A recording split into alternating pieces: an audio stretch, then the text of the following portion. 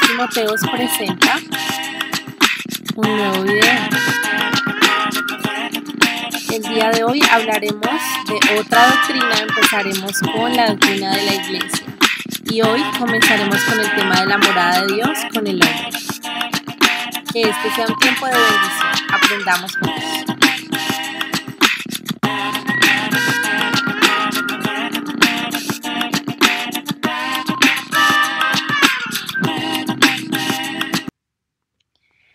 Dios te ha traído hasta aquí y nos ha traído hasta aquí a todos con el propósito de que aprendamos. Y qué hermoso es aprender que Él nos ha creado a su imagen y a su semejanza. Creó al hombre a su imagen con la capacidad de ser ese portador de la morada de Dios. Y de manera maravillosa hizo un puente entre Él y nosotros a través de su Hijo Jesucristo. Y hablamos de un puente mucho más importante y muchísimo más largo que el que ves en pantalla.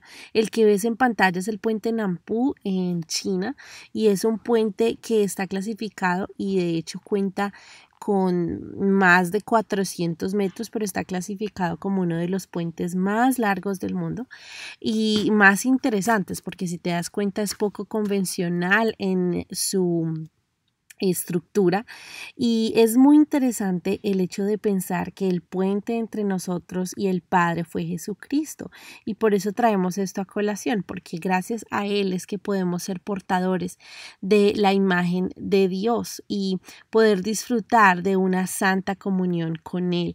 Disfrutamos de una santa comunión con el Padre. Sin embargo, gracias al pecado, el ser humano perdió ese precioso privilegio de ser de tener esa comunión con Él, de ser portadores de la morada de Dios y por eso ahora debido a nuestra naturaleza pecaminosa nosotros estamos alejados de la vida de Dios o bueno el hombre estaba alejado de la vida de Dios y caminaba en oscuridad y esto nos lo dice la palabra de Dios muy claramente.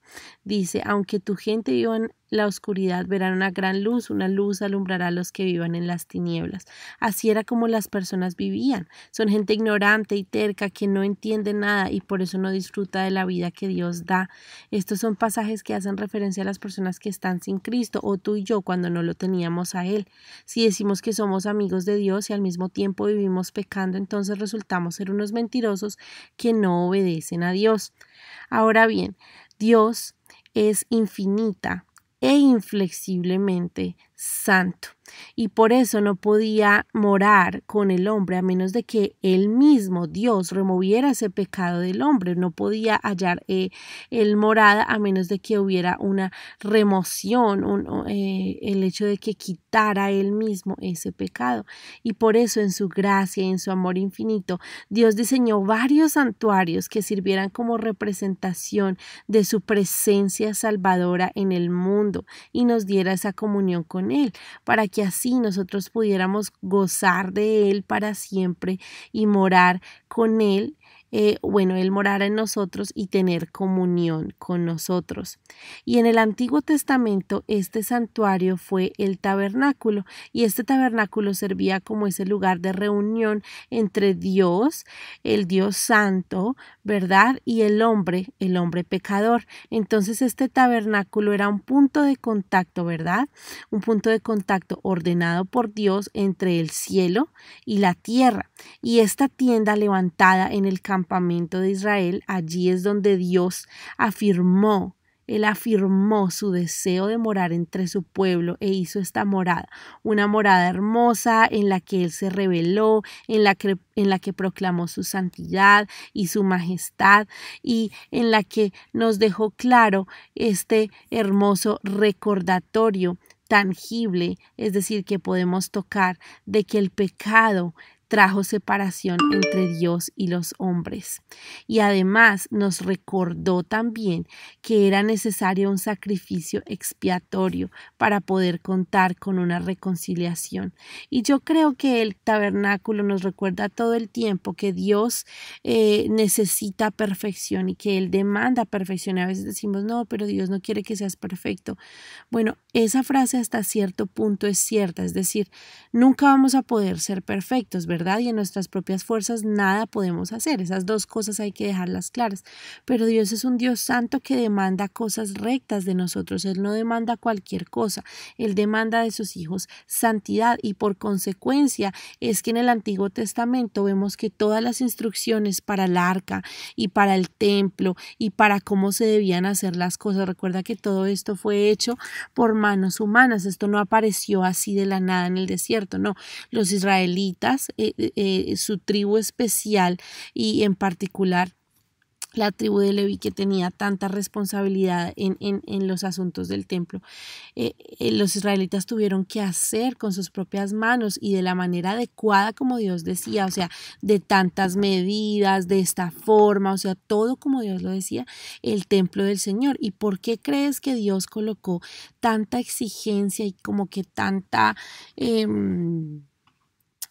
rigurosidad en la hechura del santuario, del templo, del arca, del tabernáculo? Bueno, porque Él es un Dios santo. Entonces, hasta cierto punto también está bien decir que Él demanda esa santidad, esa perfección de vida, ¿sí? Que hallamos en Cristo cuando nos sometemos a su palabra y cuando venimos a Él y cuando obedecemos su palabra. Pero esto es algo que necesitamos tener claro, porque entonces vamos a creer que la morada de Dios con el hombre es cualquier morada, Él puede vivir en cualquier corazón, y no, se demanda santidad. Por eso decíamos acá que el tabernáculo funcionó como ese recordatorio tangible de que el pecado trajo separación entre Dios y los hombres. Recuerda que en el tabernáculo y particularmente allí en el templo habían diferentes cuartos, y que en el más profundo, y te voy a poner una gráfica de ello, entraba nada más el sacerdote, y él era ese intermediario y mediador entre Dios y su presencia y el pueblo. Entonces el tabernáculo era también, si bien era de bendición porque la gente iba allí, ofrecía sus sacrificios y wow, o sea, era como que Dios está en medio de nosotros, también era un recordatorio de que la presencia de Dios y Dios estaban separados del pueblo, ¿verdad? Y que solamente había separación entre ellos y que era necesario siempre un sacrificio para esa reconciliación, ¿verdad? Entonces, como vas a poder ver en pantalla, era un recordatorio de ambas vías, de que Él iba a estar ahí morando entre su pueblo, pero también de que iba a haber una separación que solo podría ser como que mediada o resuelta con una expiación y con un sacrificio. Entonces, como hablábamos, tenía y demandaba santidad y rectitud y rigurosidad. Entonces ves la puerta del atrio a mano derecha, luego encontramos el altar de bronce en la mitad y luego la fuente de bronce antes de entrar como tal a este lugar ya reservado, que incluía el lugar santo y el lugar santísimo, donde se encontraba el velo. Por eso decimos el velo se rompió, porque ya ahora podemos acceder directamente a su presencia. Y ya más al fondo el arca y el propiciatorio. Recordemos que el lugar santísimo era un lugar en el que solamente podía entrar el sacerdote. Así era nuestra separación que teníamos con el Padre, ¿verdad? O del Padre. Pero entonces Dios dio al tabernáculo una forma quizá más estable cuando mandó a Salomón, el hijo de David, a construir el templo en Jerusalén. Y este pacto con Dios, de Dios con David, unía esa morada con la descendencia real de David, ¿verdad? Entonces, de esta manera, la casa o el templo eran inseparables de la dinastía de David, y esto nos lo deja claro segunda de Samuel 7, 4 al 17, si quieres leerlo. Y en este momento la presencia de Dios habitaba con su pueblo. Pero recordemos algo muy interesante, y es que aquí en este tiempo, cuando ya Salomón, Dios lo manda a crear a construir el tabernáculo, ¿verdad? En el templo, perdón, en Jerusalén, ¿verdad? Que construyen el templo durante su reinado. Era un templo que en medio de todo, o sea, el hecho de que la presencia de Dios estuviera ahí dependía directamente de la fidelidad que guardaba el hijo de David ante el Señor, ¿verdad? Entonces todo dependía, era como un what if, y qué si pasa esto, ¿verdad? O sea, todo dependía de esa fidelidad, todo dependía de las obras, ¿verdad? Entonces no era como que uno pudiera acceder directamente a la presencia del Señor todo el tiempo. Entonces, por otro lado, el tabernáculo o el templo con las ordenanzas que le pertenecían era una representación, que recordemos que llamamos a la representación teológicamente la llamamos un tipo, era un tipo de nuestro Señor Jesucristo, ¿sí? O sea, representaba a nuestro Señor Jesucristo el tabernáculo. ¿Por qué? Porque Dios se encarnaría en Jesucristo como el hijo obediente de David. Sí, recordemos que a Jesús le decimos del linaje de David, ¿verdad? De la línea genealógica de David.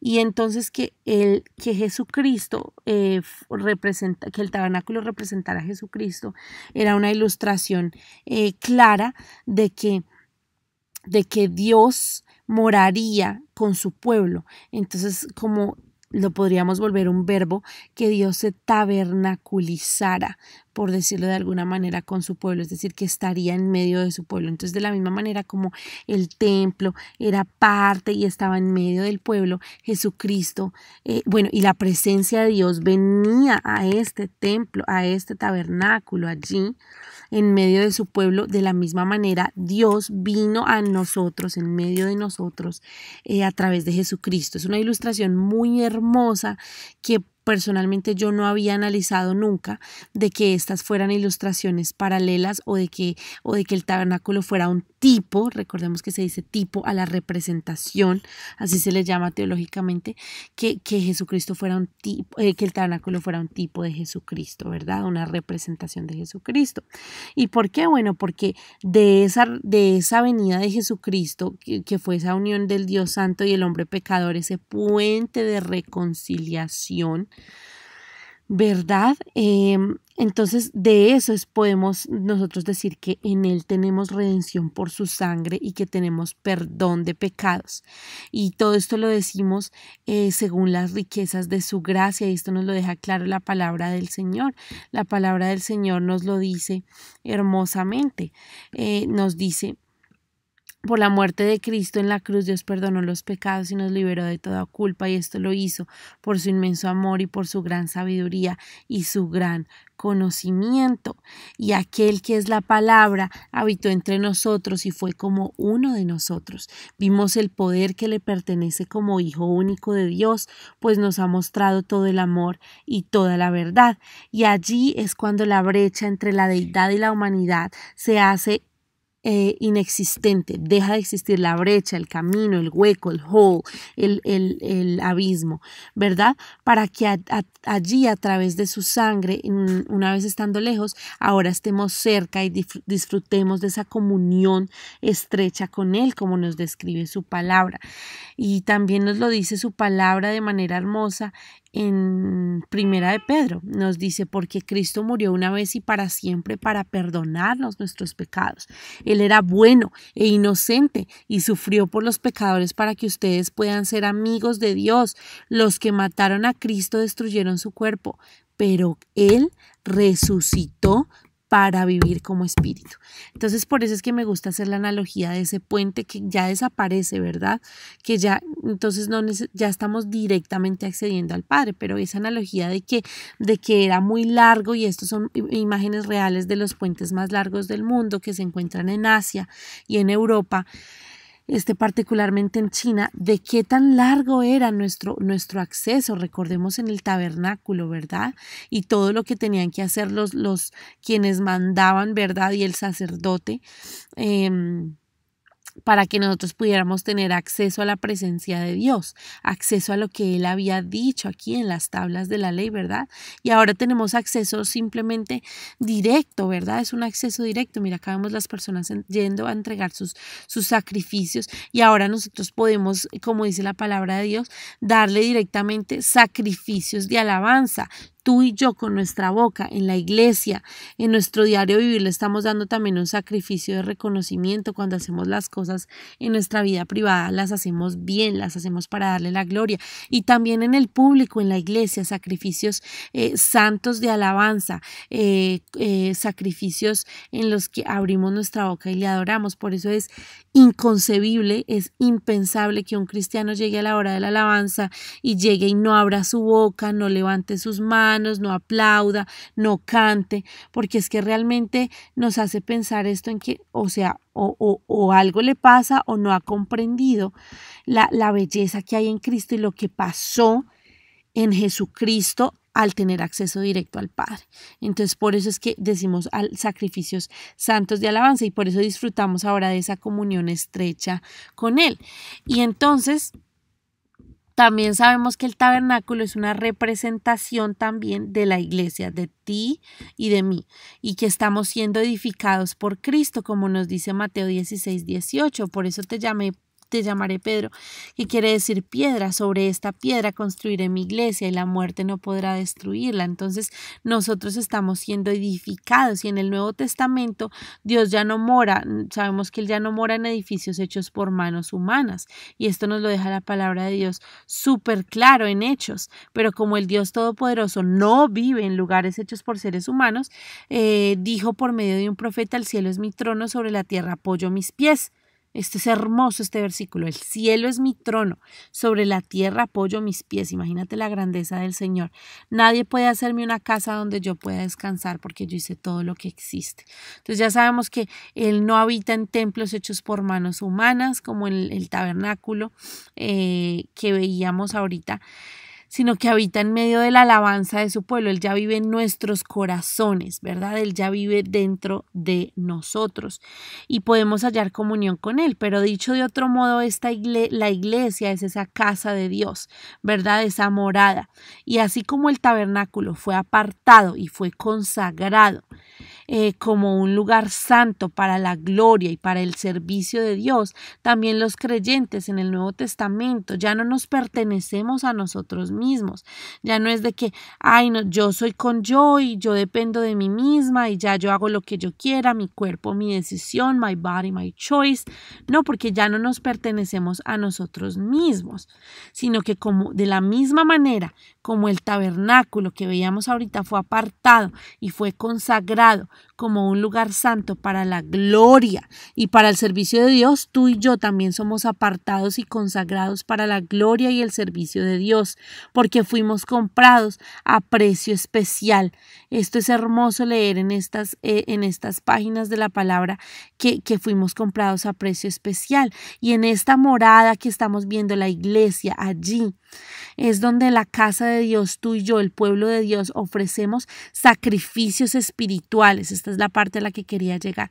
Sacrificios espirituales, sacrificios de alabanza. Y como nos dice la palabra de Dios en Efesios 2, 21 al 22, se los damos a Él, ¿verdad? Es Él quien mantiene firme todo el edificio y quien lo hace crecer para que llegue a formar un templo. Un templo, tú y yo somos ese templo dedicado al Señor por su unión con Jesucristo. Ustedes también forman parte de ese edificio. Hermoso este verso. Tú y yo formamos parte de ese edificio en donde Dios habita por medio de su Espíritu. Dios habita allí por medio de su Espíritu. Por si acaso no llegó a tiempo, así sabrás cómo debemos comportarnos los que pertenecemos a la familia, que es la familia del Dios vivo. La iglesia sostiene y defiende la verdad. Entonces estamos hablando de que el tabernáculo es la representación de Cristo, es la representación de la iglesia, ¿sí? De que él habita en medio de nosotros en la alabanza de su pueblo, pero también es la representación del creyente únicamente, o sea, personalmente, esas tres representaciones. ¿Por qué? Porque Él ya viene a morar en nosotros. Entonces, Él vino a estar entre nosotros a través de Jesucristo, en su iglesia. Él está ahí entre nosotros cuando le alabamos públicamente en el culto, ¿sí? Pero también entre nosotros. Y qué hermosa es esta verdad, el entender que también está el tabernáculo representado en nosotros, que Él ya vino por nosotros y que, como dice aquí, primera de Pedro 2:5, somos piedras vivas que Dios está usando para construir un templo espiritual. Mira esto en esta versión, me encanta, dice: por lo tanto, acérquense a Jesucristo, pues Él es la piedra viva que la gente despreció. Y este es un versículo que a mí como que esos versículos que te duelen, como que te llegan tan profundo, pues es la piedra viva que la gente despreció, pero que Dios eligió como la piedra más valiosa. Además, ustedes son sacerdotes especiales, o sea, ya no necesitamos un sacerdote, ya somos nosotros esos sacerdotes especiales, y por medio de Jesucristo le ofrecerán a Dios los sacrificios que a Él le agradan. Entonces ya no necesitamos de un sacerdote. Aquí primera de Pedro está diciendo que somos los sacerdotes especiales que a través de Jesucristo le darán al Padre un sacrificio que le agrada, entendiendo que somos comprados o que fuimos comprados a precio de sangre, que no hay valor de dólar o de euro que pueda satisfacer o que pueda compararse siquiera al sacrificio que ocurrió en la cruz, que no hay nada más valioso que tú te puedas imaginar en este mundo consumista y hedonista en el que vivimos, que valga lo que valió el sacrificio y la sangre de Jesucristo. Ustedes ya han muerto al pecado, dice, pero ahora han vuelto a vivir, así que no dejen que el pecado los use, porque el pecado lo que hace es usarnos para hacer lo malo. Más bien entréguense a Dios y hagan lo que a Él le agrada, porque el cuerpo de ustedes es como un templo y en ese templo vive el Espíritu Santo que Dios les ha dado. Ustedes no son sus propios dueños y cuando Dios los salvó, en realidad lo que hizo fue comprarlos y el precio que pagó por ustedes fue muy alto por nosotros. Por eso deben dedicar su cuerpo a honrar y agradar a Dios.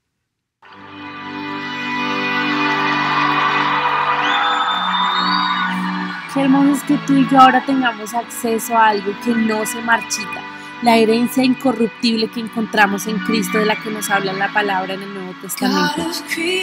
Ahora somos esas personas que pueden tener acceso directo al Padre y la morada de Él está ya en nosotros.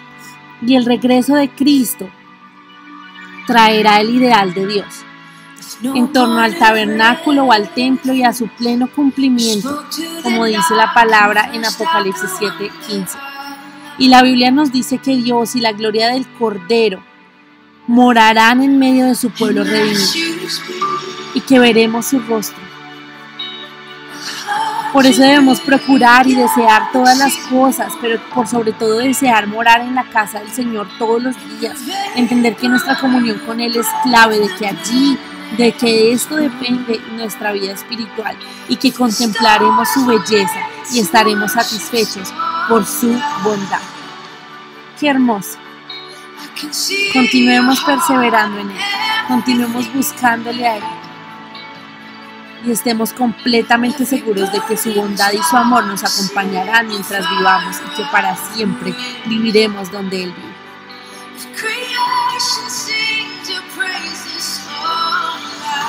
Para nuestra sección Memoriza vamos a aprendernos el Salmo 23:6 que acabamos de leer. Estoy completamente seguro que tu bondad y tu amor me acompañarán mientras yo viva y de que para siempre viviré donde tú vives, en la morada eterna que nos espera allá arriba. Toma una foto de algún objeto a tu alrededor que haga alusión a nuestra lección de la morada de Dios con el hombre. Puedes explicar tus pensamientos y cómo se relaciona con lo aprendido en un párrafo, en un documento o simplemente en el correo que le envíes a tu maestra, pero asegúrate de hacer una relación y conexión real y evidente con lo que vimos. Es decir, por ejemplo, y ojalá no utilices este es un ejemplo nada más, puedes tomarle la foto a una flor en buen estado o que se esté marchitando y explicar cómo la herencia que tenemos incorruptible en Cristo hace que nosotros ahora podamos tener un acceso directo al Padre y que ya es algo que no se marchita, sino que es un templo en el que podemos nosotros gozar con Él, con la morada del Espíritu Santo dentro de nosotros y que ya no es algo que se marchite porque fuimos comprados a precio de sangre.